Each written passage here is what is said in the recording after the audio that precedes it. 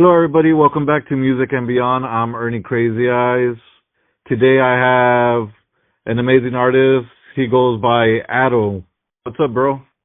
Oh, what's up? What's up, man? How's it going? It's going good, man. It's been a long time since we've talked, and here we are now. Yeah, man. Couple of years. Time flies, man. Time definitely flies. I'm glad to be on. It's been we've been talking about this for a minute, so I'm glad we were finally able to get it together. Honestly, I feel like we've been talking about since the day that we first started, like, being friends and stuff, and then, life just happened, and here we are now. Which is funny because I didn't really have music out up until really this last month. Like I've had tracks that I've worked on over the years, but nothing that I was confident enough to put out up until pretty recently. So yeah, man, exciting shit. I do want to say that the track that you were featured on with Anubis, I think that's how you say his name.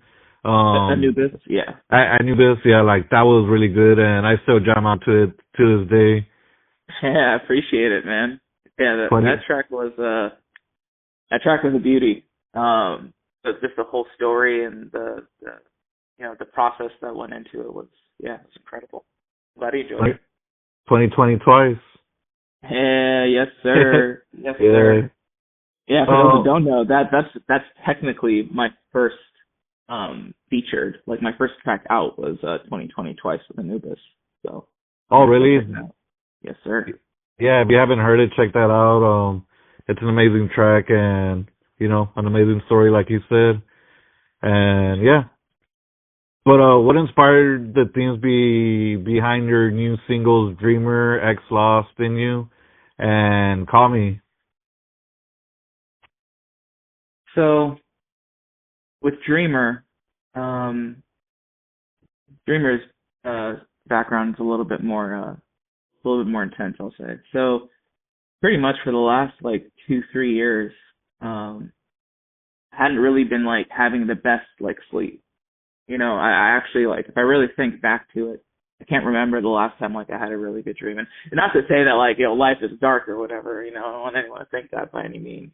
Um, I think it just your dream state is sort of like your subconscious mind where it goes when you sleep. And for a long time I was just constantly just sort of living in that dream state. And I had I won't get too into the details for respect to privacy, but had a certain falling out occur for a little while. And during that time, as I was really sort of in my introspective state. I thought I was just, doing my thing, working out, going to work and just living life. And there was a point where, we were still really good friends, but there was a point where I started to see that that same relationship and respect and love that I had with that person just sort of like drift away. And I saw it sort of transform and manifest in, relationships with other people. And that kind of got me into a little bit of I guess you could say, like, damn, like, you when you lose something, you don't really know what you had until you lost it. Like the true definition of that. And that whole experience, it was for about like 3 4 months. I felt like I was living in a dream state. Just falling deeper and deeper and deeper. And so the way the track came about was, I had moved back from the East Coast, and my boy Vale, shout out to Vale, one of my one of my best men. He dope producer. Go check his stuff out. He does a lot of tracks for a lot of the guys out here in the valley, out in Arizona. So be sure to check his stuff out. So he hits me up and he's like, hey, let's, we've worked on some stuff. We've done some jam sessions. Let's get together and work on something. So he pulls up to my crib. We set up and everything. He's got his laptop, got the mic, the whole shebang. Pulls out a beat. We just start making a beat from scratch, right? We're using our little programs. We're trying to find the thing that sounds just right. this 30 minutes, I think we already had like the bass beat down. I just started writing. And if there's anything anything you'll come to find about me when you listen to my music is, my music is a pure extension of myself. It's a pure extension of my life, thoughts and minds, right? State of mind. And so I write what I'm feeling in that moment, what just comes to me. I don't really like to write just about whatever topic for the sake of it. If I'm feeling it, I'll do it. And so that was the first thing that just came to me. I hadn't been, that night especially, I had a really bad dream, like a really bad dream. And I was kind of thinking to myself, like, I was like, why, like, why am I always like in this state? Like I'm always either like running away from something, or I'm like being chased by something, or I'm like seeing something that like disturbs me. And it's like, so I just, I had, and I can't recollect exactly what the dream was, because they all kind of sort of blend in at some point. It's kind of weird. It's like I go into it's like resuming a video game. It's like I'll start in a place and then I'll wake up, and then the next day I'll jump back in, but it's like at a different point in the story. It's not like necessarily connected to the previous day, but the place, the scenery, the sky, everything kind of looks the same, kind of dark, kind of gloomy.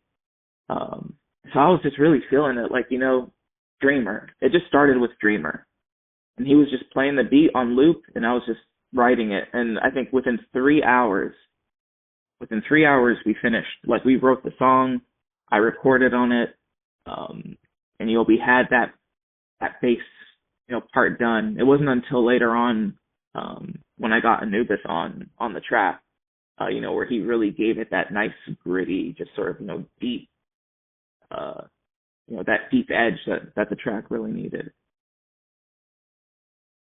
Dude, yeah. That's amazing, and like the story behind it is just like mind blowing, honestly, because I kind of go in a daze whenever I listen to that song, and I'm just like, I wonder if that's what he was feeling like, and that's how I connect with artists, because whether it be you or anybody else, like whenever I listen to music, I kind of go into their state of mind, and I try to figure out like the ins and the outs of.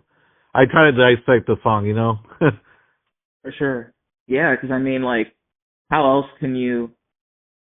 Because I mean, music, if anything, at least I believe music is a tool, right? It's a tool that can help people.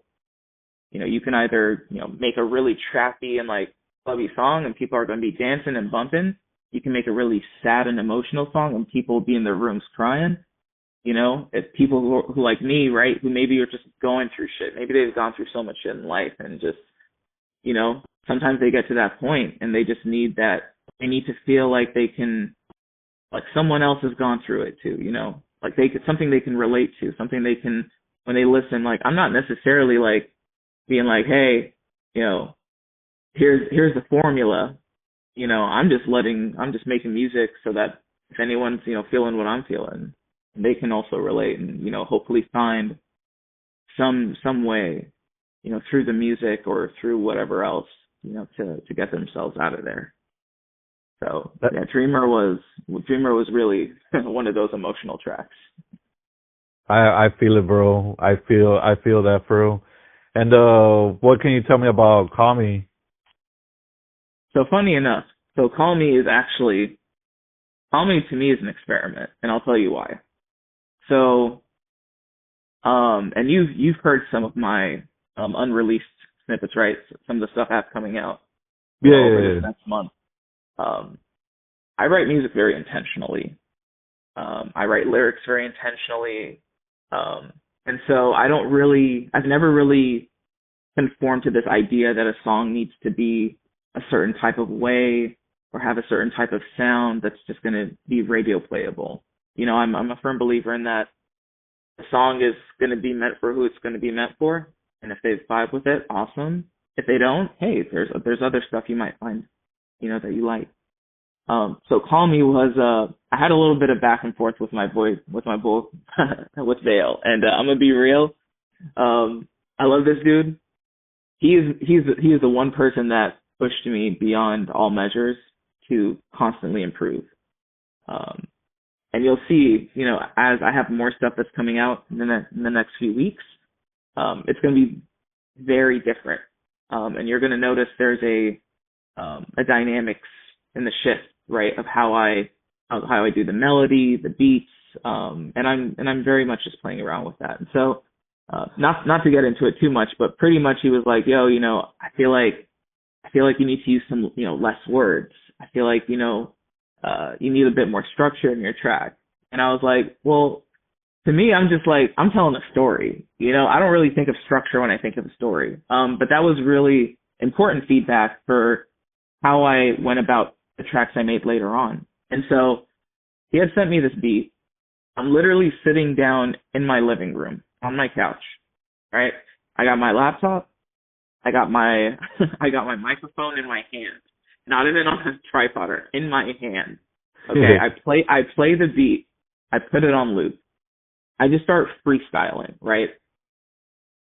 In 30 minutes, I finished the song. In 30 minutes, I came up with, I was like, all right, you call me, call. Okay, all right, like that's catchy. All right, and then I was like, call right back on you. All right, let me throw some let me throw some groove into it. At the end of that 30 minutes, I had that rough draft finished. The intro, the verse, the chorus, had that nice little outro at the end. And even that song, I would say, doesn't even have structure in the traditional sense, right? Compared to maybe some of the stuff you're more used to listening to. Verse, chorus, back to verse, maybe bridge, outro, like all that stuff. I'm very much just about getting it out there. So that track was an experiment at the end of the day. Like, it was my idea of like, I wonder if I can like make something that sounds poppy that would like, that people would like vibe with, like, oh, okay. Like, I think one guy described it as, I go in these song review lives and like, I'll throw a song in there and see what people think. He was like, this reminds me of driving in downtown Houston with the top down on a Saturday night. And I was like, you know what? That's exactly what I was going. Just I'm cruising. I'm like, I'm trying to call up Shotty. You know what I'm saying? Like, where you at? Hey, did you call me? So very different, right? Very different background from Dreamer, right? Dreamer was much more like personal, much more intentional, like real. State Call Me was like all right, let me see what I can just do, just like just messing around, if I'm being straight. Still, both turned out to be to be great in my ears. It's a great song, dude. Like, I love it, and um, when it released, I was like, man, I felt like maybe that song was a little bit too short. I'm like, man, this guy just wants us to want some more. That's actually very true. So here's the thing. I've been struggling with this concept. And maybe it's because I started making music, in my mom's house when I was like 13 years old. And back then songs were like 3, 4, 5 minutes long. Yeah. And it's like nowadays people have the attention span of like a child. Like, if your song is longer than like 2.5 minutes, people there's a lot of people that just lose interest. And maybe that's just the younger, this newer generation, but I was kind of playing around with that idea of, because I work with people, who do the 2.5 minute tracks. And I also know and work with people who go for that, who have that mindset of a song needs to be as long as it wants to be. And I think that's been finding the balance, right? I think between a song that delivers the message and the emotion that it needs to, while not being sort of repetitive, or if it's going to be more than 3 minutes, 4 minutes, then it needs to carry the person listening through it. You need to have dynamics. It needs to change. It needs to have emotion. And so, yeah, Call Me was and I think that's, why I said Call Me was an experiment, because it was really just me messing around. I think is a true like example of just, like it's easy to get those quick and like catchy like ones out. The ones that actually take time and like really like dedicate like, energy and emotion behind it to make sure it's perfect and that the lyrics are full of content. Those are the ones that I want to be 3-4 minutes long, because there's so much you want to share in that time. So. Yeah. I'm a huge lyricist, so when it comes to music, I'm like, I'm gonna read out the lyrics and see how it goes and how it makes me feel after the song's over. That's what I was asking. I was like, man, 2 minutes, come on, I need some more. You'll be excited to know the next couple tracks that I have coming out. So I'm dropping a couple singles in the next few weeks. Just gonna like drop them hot. Those are gonna be about 3.5 minutes long. So a bit longer than Call Me or Dreamer. And even the one with I have coming out with Mia is going to be a little bit longer. And those tracks actually have what I would say more structure, right? So they do have room to be longer because there's there's a verse, there's a chorus, there's a second verse, there's a hook. I even have some outros on some of them, and honestly, like I will say, like it's going to be probably the most emotional, the most like deep in terms of like feeling, if anything that I've put out. Like if Dreamer was like, damn, I felt that. These are gonna be like, whoo, oh my god, what was he doing? And I'll tell you, I was on a 3-day no sleep.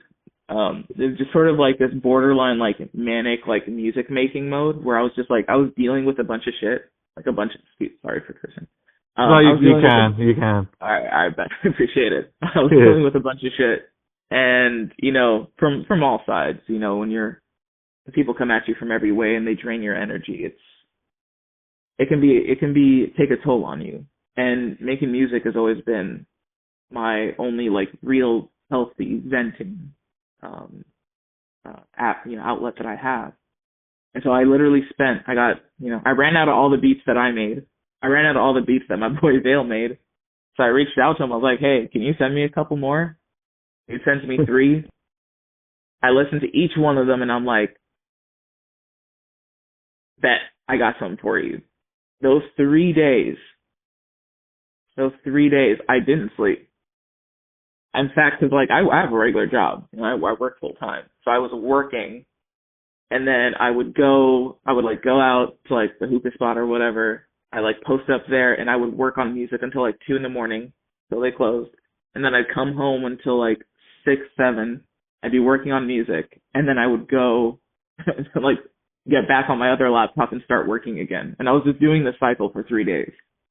But in that time, with no sleep. In those 3 days, I made the most like emotional, like really like deep music that I've ever made, and like everything about it, whether it's the beat, the melody, the processing on the vocals, like it's so real, and I'm so excited to drop it. Like, yeah, I can't wait. Absolutely. Just do it right now, bro. While the podcast is going on. No, I'm just kidding. Little snippet, little unreleased. Yeah, there you go. Yeah. Man, I'm excited. What's up? If we had an easy way to, if we actually had an easy way for me to just like, here, let me just play it real quick for them. I'll play y'all a little like 30-second snippet. But I'll let y'all hear it when it actually comes out. It'll be dropping pretty soon, probably in the next. At least one of them will be dropping this next week. Another one in a couple days after that, so they'll be pretty quick. Save something for Christmas for us. All I want for Christmas is world peace. There you go. Hey, we got him to sing in the podcast. And how was it working with and collaborating with your producers and Anubis? Yeah. Honestly, I spent a lot of time doing things on my own. I grew up making music like in my room on freaking GarageBand, not knowing how a thing works, just playing around with it. Um, so like working with this team like of people, and we all do our own thing. We're all, individual artists, you know, producers, and we do our own thing, but I think we're a firm believer in like you gotta bring your people with you. If I got something that I can do for this guy on his track and vice versa, you know, we're gonna do it, and it's a collective effort at the end of the day. That's why on every album cover I make sure that like I'm including the names of the people that were involved, that produced the track, you know, and that are also featured on it, obviously. Because it's not just me at the end of the day. If that song blows up, I also want to make sure that those cats are getting their recognition because they put in a lot of work into it too. Um, and working with Vale, and Vale specifically, like he's like very different in terms of, at least when I was coming into this, like into music, like my sound and my background, like my influences were very different than like the people I was working with. But that just made it so much more special because what the things that I may have, um, might inspire him to do something that he's never done, and vice versa. And it has. Oh, okay. The songs are like are a beautiful. The songs that are coming out are a beautiful example of taking the inspiration or the feedback from other people on something that you may not have done normally, and seeing what you can make with it. Um, and so working with him, like he's so talented. Like he can literally just a couple minutes you're just with him, like he's already got the beat down, like he's got a vibe going, and the dude can like sing. So like that's another thing too. He doesn't give himself a lot of credit, but dude can sing. Um, and he's working also with like a bunch of other artists too, like producing their stuff, putting it on social media and everything. So that's the kind of people you want, man. People that want to like come up with you and also bring you up too. And my boy Ron, or Anubis, I should say, that guy is the most talented cat you will meet on the face of the earth. Like he's the most. So just to give you some context, right? Like he's been doing music for a long time. He's very much in that underground hip hop, and now he's sort of like breaking into his. He's dabbling in some R&B and some other areas. Trying to bring a bit more melody into his voice, which I love. But I've known this guy for over what now 6 years, about so, and close to 6 years, I believe. And to see his capability as an artist, like his ability to produce. Like this is the kind of cat that will go to the middle of the mountains and he will record the sound of the birds and the wind and the trees moving, and then he will sample it, change it, and like turn it into something really dope. You know what I mean? Like he's that level of like I you for sure got to get him on because the things that like the knowledge that this man has is just unparalleled. Like he one time we when I was living in North Carolina, we would like just hop on like Zoom calls, because we would like to shoot the shit and talk about life and everything. And he would show me like the stuff he made that day because he's super handy. So he will build anything, like anything. Like he will build a tape delay from scratch. Like so we literally he got a cassette, like an old cassette player. He got an old cassette, took the film out, and I recorded myself and I sent him the recording. He got that recording on that tape, cut the tape, put it together, put it back into the cassette enclosure, and played it to where it was creating a perfect loop, a perfect tape loop. Like and he'll solder and build like different gadgets, like effects and stuff, the kind of stuff we use in music every day. This man has probably built it with like recycled parts. Like I think yesterday one of his students sent me one of the something he made, and he used like a freaking Elf Bar vape and put some knobs in it, added some wires, and like created this whole thing. Like I was just like, bro, that's next level, man. Like that's absolutely next level. So like, yeah, crazy stuff. I'm like people buy the like those sounds and stuff. This guy just goes out there and freaking makes it himself. That's wild, Literally, man. literally, I don't think I've ever seen this man use a sample or a loop. Like in terms of like you're not gonna go and like he's not just gonna go on like Splice or whatever and just like find some stuff, go to this, get this pack or whatever. Like he's more the kind that he'll find something he likes and then he'll listen to it and he'll recreate it. He's like, all right, I like the sound of this string. I'm gonna recreate it like from scratch. Like I'm gonna do it on the keyboard. I'm gonna tune the sound. I'm gonna get it to sound the way I want, not just take this thing that someone else made, tune it a little bit and like now it's mine. Nah, this dude's got that real skill, that real talent. That's that's amazing, man. And I have tried to reach out to him, but he just left me on scene. So I was like, maybe he's busy. So like, I didn't really want to bother him. And I know that artists, have a lot of things to do or like deadlines and all that stuff. So I didn't really, push it to where like I got annoying or anything.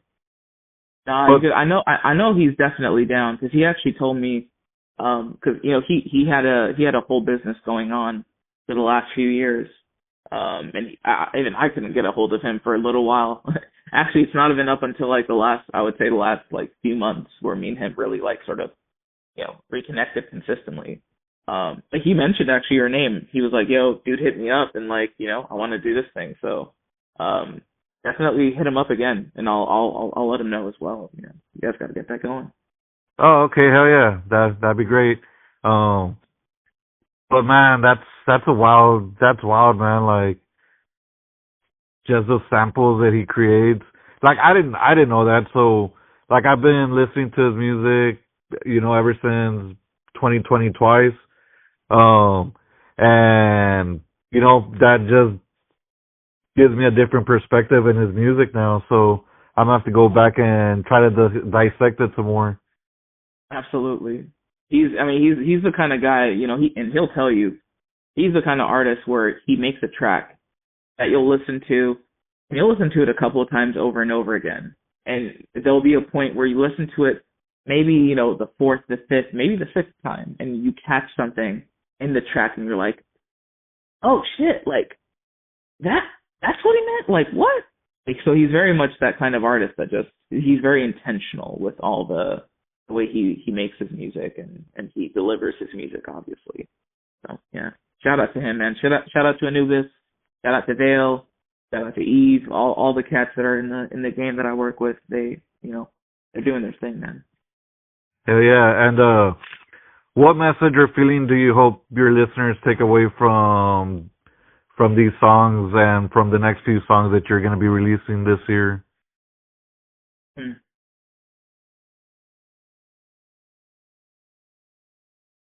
I'm gonna take a moment on that. Um be real, because I want it to be I want this to like to really stick. Yeah. You know, life doesn't necessarily get better. It just gets better to deal with, easier to handle.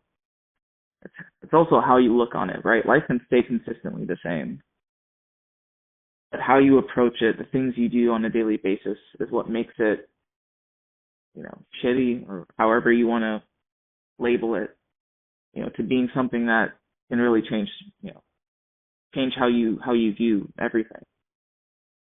So when you listen to my music, I want you to feel it. I want you to listen.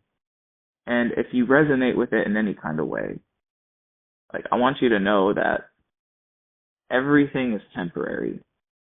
The challenges you go through life are temporary. The people in your life are temporary. Your struggles, even happiness can be temporary. The only thing that's consistent is you and how you go about your life. Like, you will be there for as long as you are on this earth. Everything else is dynamic. So as you're listening to my music, like, I'm just hoping that, you're along this journey with me. Because if anything, what you listen to now won't be what you listen to when I release my stuff, a couple years from now. I'm very much about the journey, and I want you to come along this journey with me. And for right now, we're going through the life and the struggles. And eventually we'll get through the work and the dedication that it takes to, like, get out of the hole. And then from there, it's all about the happiness and the bliss that comes afterwards. So life is dynamic. So damn, you got me over here crying, bro. Hey, hey, man, like, it's real, because yeah. I don't want people to listen to my music just for the sake of, like, oh, it sounds good or whatever. Like, I want people to, like, listen to my music because, like, they're going through life, like, they're going through hardship, they're going through struggle. They feel misunderstood, they feel ignored, or they're constantly just going through all these challenges with people or with life and work, and they don't feel like they're getting anywhere. And there's a lot of people that are going through that, especially these days. And so I want to make sure that that gap is filled, because that's currently what I'm dealing with. And I'm trying to make my way, to that end stage of happiness, and where the music is great, and just, we all vibing and dancing, and it's all a good time. But first we got to work. We got to feel, we got to realize, we got to put in the work, and then get to that point. So come along that journey if you're down for it. Let's get ready for it. Hell yeah. Oh yeah. And what are your biggest musical influences, and how have they impacted your sound? So this will be like most of your listeners, even yourself, you may not be aware, but like, so I come from a Muslim background. I come from a very spiritual background when it comes to my influences early on. Two of my biggest influences were, the first one is Sami Yusuf. If you guys have never heard of Sami Yusuf, he is a world-renowned composer, artist, very big in the Arab, Asian, Muslim world, pretty much. And also big in the U.S. and the communities here. But the dude just has a knack for sound and melody. And, you can, if you go listen to some of his stuff, you'll find it, everywhere.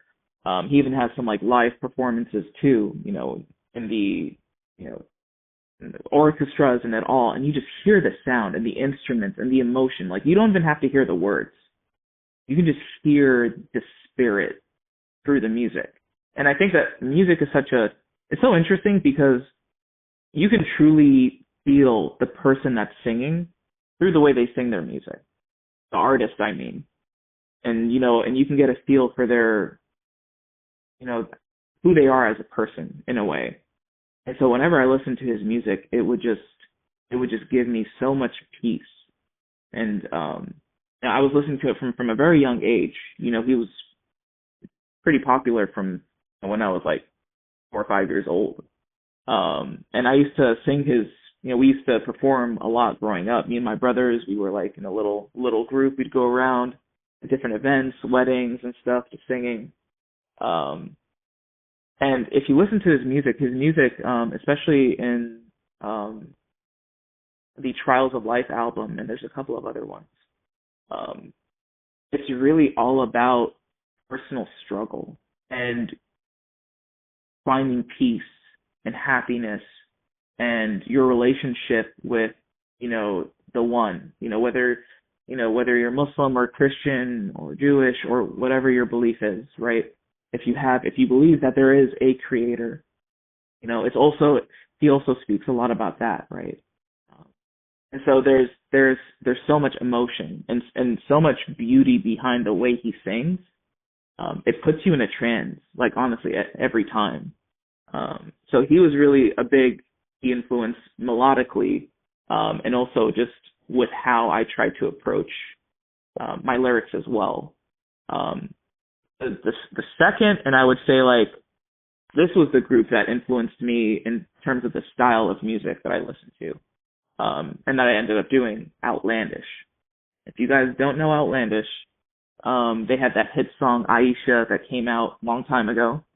Um, this is they're a Denmark-based group from way back, and they're still active today. Except I think now it's just two of the members instead of all three of them. These cats were just they were ahead of their game, man.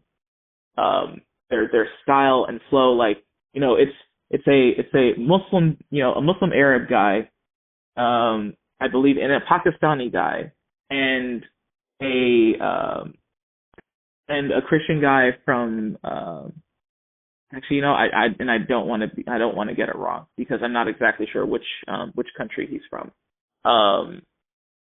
but a guy that spoke Spanish as well.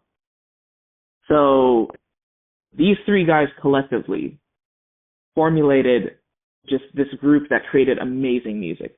If you haven't checked it, go check it out. You're doing yourself a disservice. Their albums are insane. Their music, their sound is unique. They very much incorporated elements of hip hop, and sometimes elements of pop as well into their music. And they were very much that sort of like, all English, of course, English and Spanish, in their music. But it's just like the things that they talked about, the topics, right?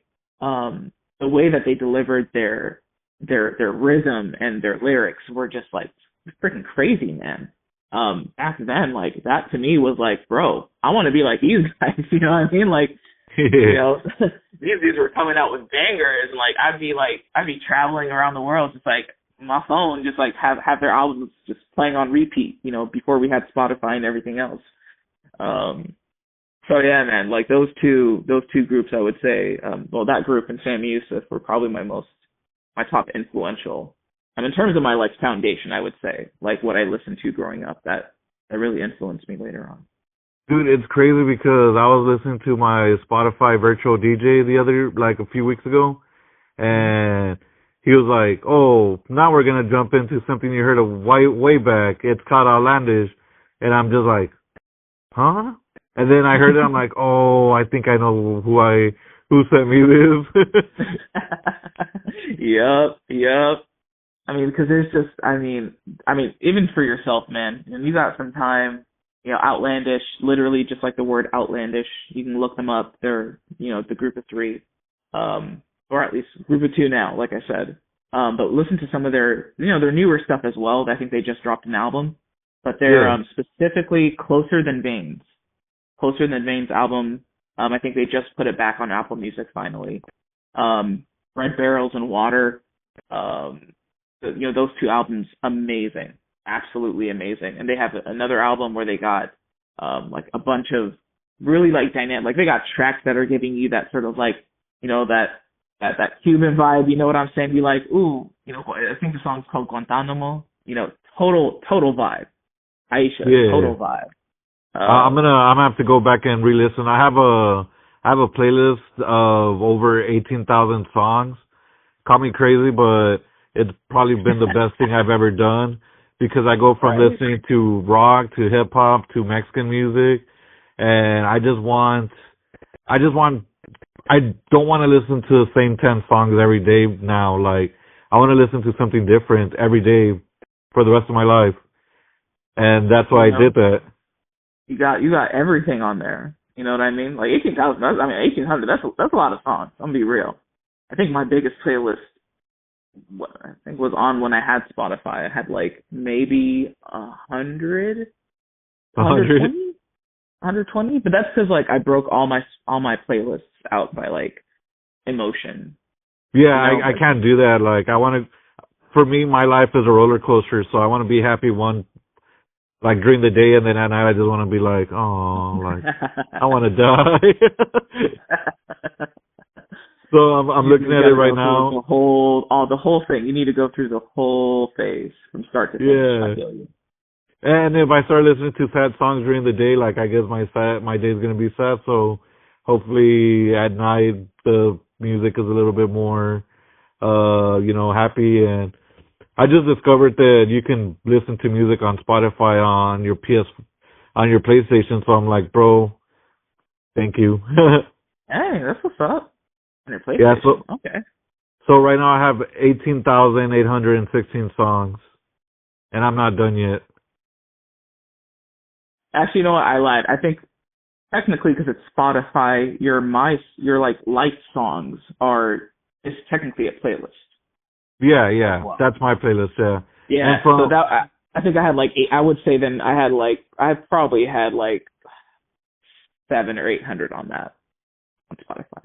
I want to say. yeah, yeah, cause I did a playlist and then I remembered I'm like, oh, I think Spotify only lets you save 10,000. I'm like, all right, time to restart this again. So there I am, like 24 hours without any sleep, just adding everything back because I want it to be perfect. And I'm just like, oh, why do I do this to myself?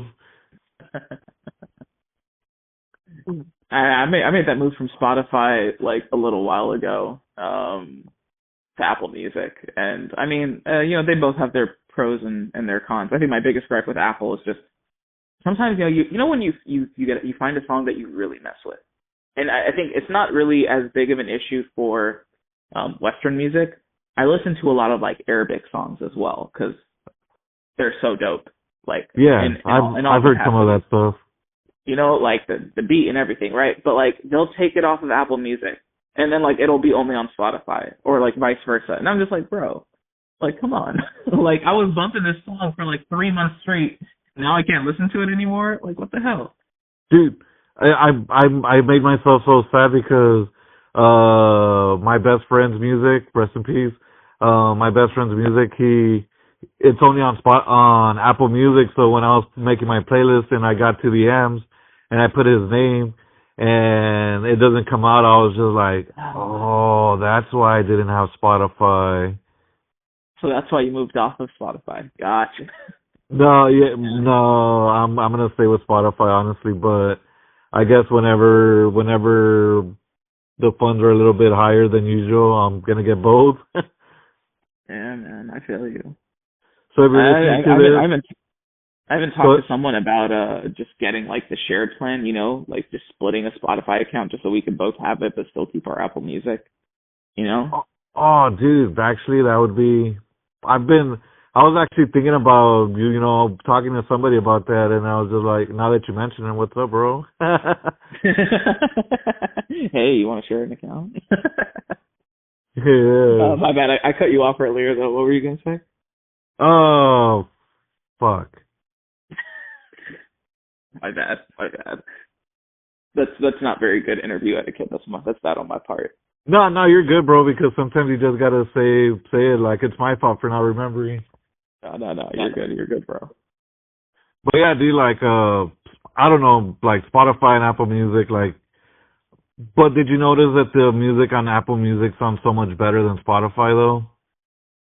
Oh yeah, with that like quote unquote lossless audio that they have on Apple Music. Yeah, I I just like mean, I just Apple Music. I think the reason why I messed with Apple Music a lot more when I switched over, I think was originally because of the lyrics. Because at the time Apple had the synced lyrics, and you could kind of do it like quote unquote karaoke style, or like if you were like me, someone who sang a lot and you wanted to know what the lyrics were, like you could just pop it up and go with it as you were singing. Um, yeah, Spotify, they had lyrics at the time, but they were only lyrics on certain songs, like when they do the behind the song, that whole yeah, thing. That's the only time they would show it, and then I think later on, after I made the switch, they finally like brought lyrics to Spotify. But yeah. even But then, the I was lyrics, like, eh. the lyrics on Spotify are kind of garbage, honestly, in my Yeah. opinion. So whenever I get some more money, oh, I know what I was gonna say. If anybody's listening and you would like to sponsor my Apple Music addiction, Cash App is. No, I'm just kidding. Yo, catch up in the bio. Go support Cash your App in man, the bro. bio. Yeah. Go support the podcast. What you doing? You just sitting there listening to this. Go support the podcast, bro. Come And on. buy a T-shirt. I only have two left, a large and an extra large. Damn straight. I still got mine. Hell yeah, Represent. bro. what size do you wear? So next time that I make another pack of T-shirts, I could send one your way. Oh damn! Now you really gonna make me call myself a fat ass on this podcast? That's crazy. Nah, well you don't have to say it right now. Nah, I'm playing. He's an XL Nah, guy, man. no, no, no. I'm a 2X. I'm a 2X. You know, you can send that through. But you know, I'm shedding some of this. I'm shedding some of this weight. You know, I gotta get good for these videos coming up. You know what I mean? Honestly, that's and I'll say this. My biggest gripe about this whole being in doing all the music and everything. You know, if you're like an independent artist coming up and you have a regular job, you got, you know, responsibilities, maybe you got a girlfriend or a wife, you got family you taking care of, you maybe got kids, you know, and you got music.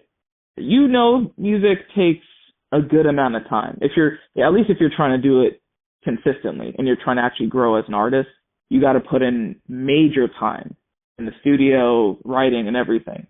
But on top of that, like, if I'm spending the day, you know, 9 hours a day at work, the rest of the day working at music, I ain't got time to go to the gym. I ain't got time to eat. I ain't got, like, literally, it's 5 o'clock. All I've had today is a single cup of Turkish coffee. I haven't eaten today.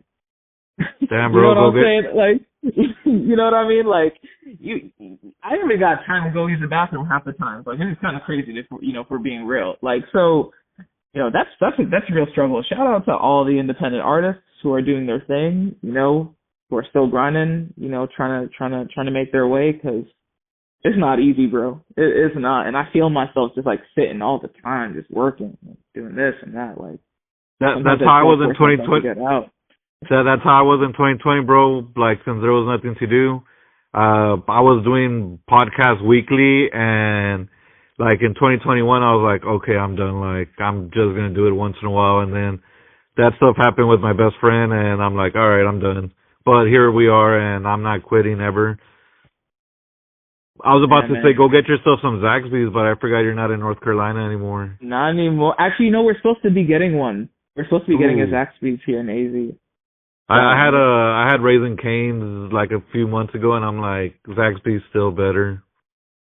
Honestly, the Zaxby's. So people like would always say like Zaxby's is like, you know, it's good, but like it's good depending on when you go. And every time I would go to Zaxby's, it was always like dry or like just like it was never hitting. Like it was always just like whatever. And I think maybe because I was, you know, going at like 11, 12 o'clock at night. Oh yeah, I mean you're getting the leftover chicken. Facts, but Raising Cane's will still smack at 12 o'clock, 1 a.m. because that's sometimes the only thing that's open. And it's crazy how we went from talking to music, Spotify, Apple Music, and now we're talking about food. Hey man, look, at this point we two friends catching up, and y'all just along for the ride. Yeah. And do you have any plans for live performances or tours to promote the singles or the future music? You know, right now I've just been working a lot on getting like my discography a bit more packed. So by beginning of January, I'll have about 12 songs out. I have a lot that are coming out in the next few weeks between the 3 singles I'm dropping, and then got the one with Mia that's dropping in a couple days, and then I also have the My Fears project that's coming out. That's going to be a 5-track EP, possibly 6. I haven't decided. I got an extra track I might throw on there, and that's going to drop with a music video too. So altogether, you know, I'll have all that. And my plan is really, you know, starting the new year 2025. You know, start performing out here in the Valley. You know, there's definitely a scene here for independent artists. Let's make it clear: the Valley in New Mexico and Arizona, not the Rio Grande Valley, because puro pinche 956 a la verga. Well, hey, no disrespect. I ain't trying to step on your toes, cause you know what I'm saying. Like, no disrespect to the 956. And I say it though because where we live it's called the Rio Grande Valley, so I didn't want to confuse like anybody listening. Facts. Yeah. We in Arizona we call it the valley because it's literally just like basically a flat valley of desert and just a couple of buildings. Like, yeah. And I mean, California has a valley too, right?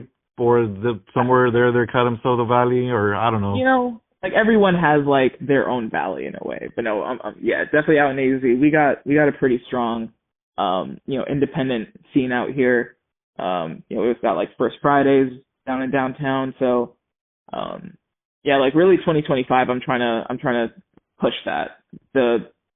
These last few months, December, beginning of the year, going into the holidays, I'm just trying to focus on the music and getting as much of it out as I can. Working a lot on like the social media space, like, and that within itself is like a pain. Dude, that shit is like fucking hard, bro. Like making content is like, bro, I do not like. Let me be clear. I do not like making cringe content, and I go out of my way to try to not make cringe content. But like, I kind of miss the days when like you could just be an artist and just work on the music and you're just going around like, yo, you listen to music, yo, you like hip hop, yo, take my CD, like let me know what you think, show your homies, like you're just all about the music. And like now it's like you got to go viral or you have to like make a video that's short enough to get people's attention span just so you can get, a couple 100,000 views or whatever. So I'm definitely I'm focused on the music right now, and I'm making the content as I can, and then start working on getting into the live performances 2025. So be on the lookout. Come to this valley. Hey, I'm down. Yo, I'm down. If Texas will take me, I'll come out there for sure. Hell yeah, bro. And I like to end every interview with this question, and it's fun because you never know what you're gonna get. So, if you were stuck in an elevator with any musician, dead or alive, who would it be, and what would you talk about? Ooh. Sam Cooke, and Sam Cooke. Yeah, because like Sam Cooke was like my first exposure to like non-spiritual, like religious music, and was like just and I'm glad because like I mean, what better like exposure can you get at the age of like 9 than to someone like Sam Cooke? Shoot, I would just talk about like how they made music back then, because you got to think about it, like it's not as easy as we have it today. Like I can literally go on my iPad, hit record, plug in a microphone through USB-C, do a whole thing, right? I can connect my keyboard, I can program drums, all that stuff, right? Back then, making music was nowhere near as easy, right? And shout out to the engineers and producers back then, because you know who would have made it back then? Who? Anibis, because he would just make his own stuff. Yo, facts. I mean, and when you talk to him, you'll know that man is like, he's like an old spirit. You know what I mean? But he's still like, he's so smart and talented. Like, shout out to him. You know what I mean? Like, and all the people that that grind and that stay true to who they are, and to the people around them. Shout out to all those people, the real ones. Yeah, and Sam Cooke is a really good choice, man, because I mean, I really need to dig into his discography, but I know Another Saturday Night. Another Saturday night. And then which one's the other one? I don't know much about history. Don't know much biology. Oh, What a Wonderful World. Let me give you a single collection that you can listen to that'll have all. So if you look up Sam Cooke's greatest hits, I think it was like the 50th anniversary or whatever, but his greatest hits collection, it's like him sitting on a chair, like looking at a book or something. That one has, in my opinion, all his best tracks. And the two that I highly recommend you listen to, outside of the ones you mentioned, Good Times. Good Times was my first Sam Cooke track that I ever listened to. Like, because I didn't grow up listening to music. Like, we weren't allowed to have music in our house. Yeah. Like, we only were allowed to, like, listen to, like, some people grow up only listening to gospel. Like, for us, that was pretty much like that. And so like the one time I get into, this guy's car and like he's just playing Michael Jackson, Sam Cooke, Robin S. I'm getting my first exposure to music, and it is like, damn, this is crazy. So yeah, Sam Cooke, absolutely good. Yeah, so Good Times, and the other one is A Change Will Come. You probably heard me sing that. You probably heard me sing that song once or twice before. Yeah, maybe. Let's go hang out at Clubhouse so we can redo that all over again.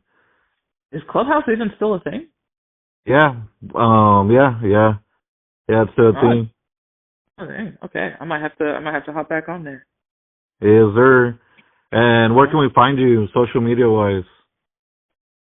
You can look me up at Ad3l _ not Adele. All right, let's keep it clear. It's Ad3l, not Adele. All right, you can look me up on IG, on TikTok, Mind of Adele, and it's Adele with a 3. Sorry, Ad3l with a 3. See, now you got me messing myself up. Ad3l with a 3. So Ad3l. Mind of Ad3l on TikTok, on YouTube, Mind of Ad3l as well. You can check out some of the stuff I have there. Got a music video right now and a bunch more stuff coming out this month. Be on the lookout. I want to thank you for joining me. Today was fun. It was a long time coming, man. Check them out, everybody. New music coming soon. And remember that without music, life would be a mistake.